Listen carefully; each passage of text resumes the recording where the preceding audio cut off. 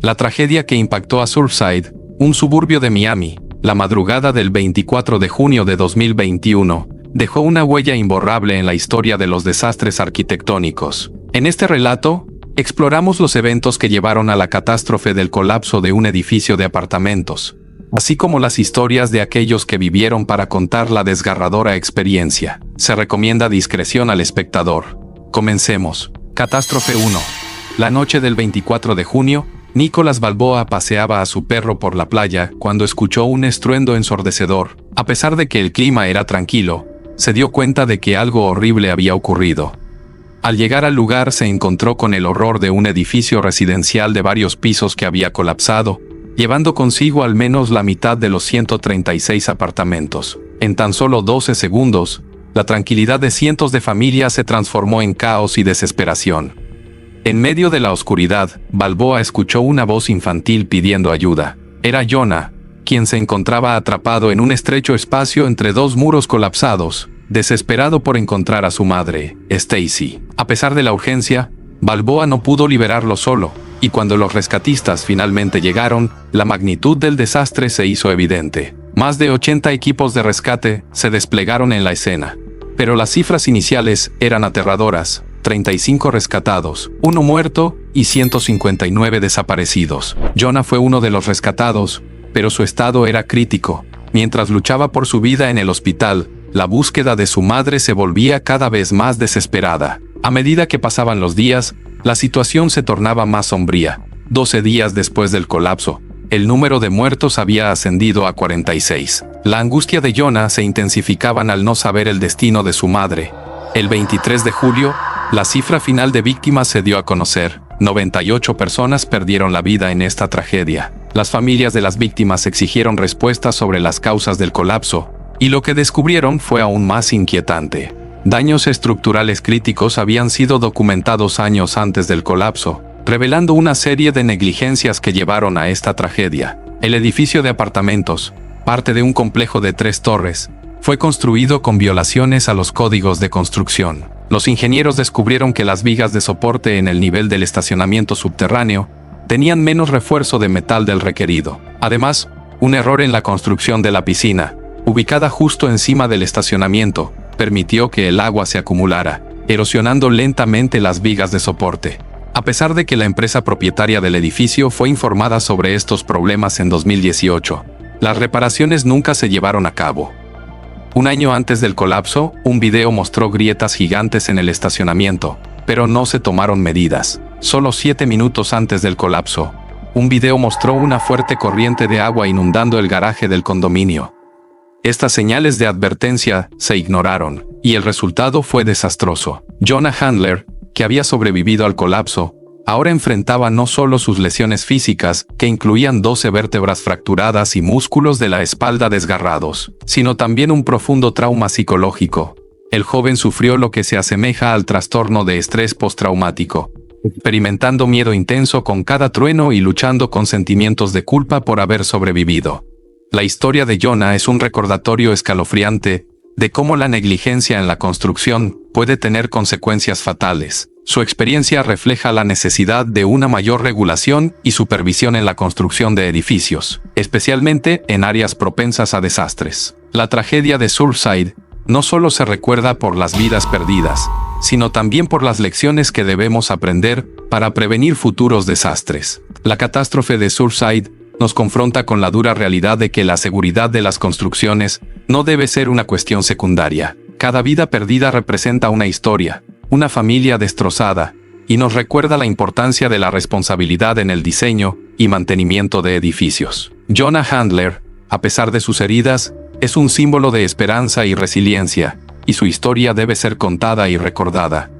Es esencial que sigamos luchando por la justicia para las víctimas y sus familias, y que trabajemos hacia un futuro más seguro en la arquitectura y la construcción. Si has llegado hasta aquí, te animo a que le des me gusta y te suscribas al canal para seguir disfrutando de contenido fascinante como este. Tu apoyo es muy importante para nosotros. Catástrofe 2. Esa noche, personas se reunieron en el Hyatt para disfrutar de una gran fiesta. Entre ellas, muchos visitantes se encontraban en los pasillos elevados, ubicados en los segundos, terceros y cuartos pisos, desde donde podían apreciar una vista impresionante del atrio. Mark Williams, un hombre de 34 años, se acercó al bar cuando de repente escuchó un fuerte estruendo. En un instante, el pasillo del cuarto piso, donde se encontraban aproximadamente 20 personas, se desprendió y cayó sobre el pasillo del segundo piso, que todavía tenía 40 personas en él. En cuestión de segundos, 58 kilos de acero y concreto cayeron sobre el vestíbulo del hotel, llenando el aire de un silencio inquietante que pronto fue interrumpido por gritos de pánico. Mark se dio cuenta de que estaba atrapado bajo los escombros, con ambas piernas rotas y sospechando una fractura en la columna vertebral, aunque el intenso dolor era opacado por una explosión de adrenalina que le impedía sentir el daño. La situación de Mark se volvió crítica cuando un torrente de agua comenzó a inundar el área. El colapso había dañado las tuberías de alta presión, y el agua comenzó a brotar a gran velocidad.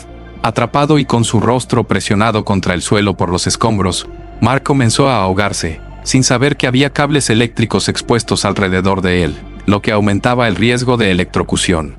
Los rescatistas y médicos que llegaron al lugar quedaron impresionados por la magnitud de la tragedia. Se atendieron a casi 200 personas, aunque muchos estaban atrapados bajo los escombros. A pesar de que más de 100 rescatistas y voluntarios llegaron en menos de 50 minutos, no pudieron liberar a las víctimas debido al tamaño de las losas de concreto, que resultaron ser imposibles de mover con los equipos disponibles.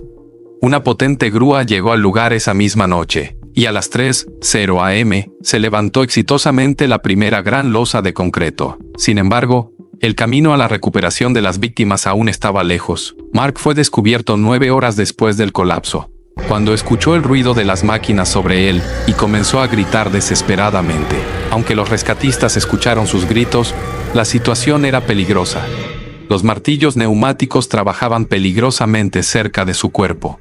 Finalmente, tras 9 horas y media de angustia, Mark fue rescatado.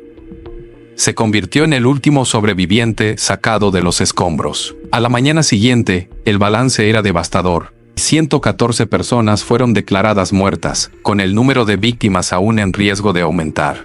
El colapso de los pasillos elevados del Hyatt fue el resultado de una serie de errores de ingeniería y decisiones imprudentes. 3 pasarelas suspendidas, cada una de aproximadamente 37 metros de largo, fueron construidas en el vestíbulo del hotel. La pasarela del tercer piso estaba ligeramente desplazada, mientras que las del segundo y cuarto piso estaban alineadas.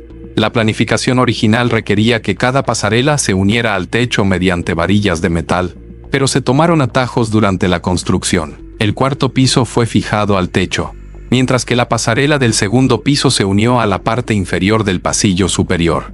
Esto significaba que las varillas diseñadas para soportar solo una pasarela ahora debían sostener 2.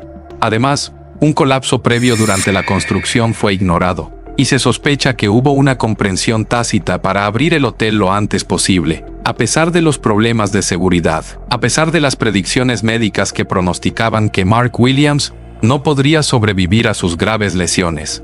Su vida dio un giro extraordinario. 32 años después del trágico incidente en el Hyatt de Kansas City, Mark se encuentra de pie, saludable y listo para expresar su gratitud a los rescatistas que lo liberaron de su trampa.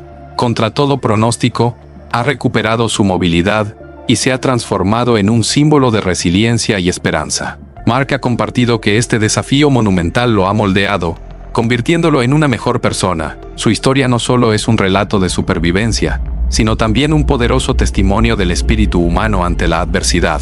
A través de su experiencia, Mark demuestra que la determinación y la fuerza de voluntad pueden prevalecer incluso en las circunstancias más sombrías. Su viaje es un recordatorio de que, a pesar de los obstáculos, siempre hay espacio para la recuperación y el crecimiento personal. La tragedia del Hyatt resuena como un llamado a la acción, subrayando la vital importancia de la seguridad en la construcción. Este evento nos recuerda la necesidad imperiosa de adherirse a las regulaciones y estándares de seguridad para prevenir que incidentes similares ocurran en el futuro.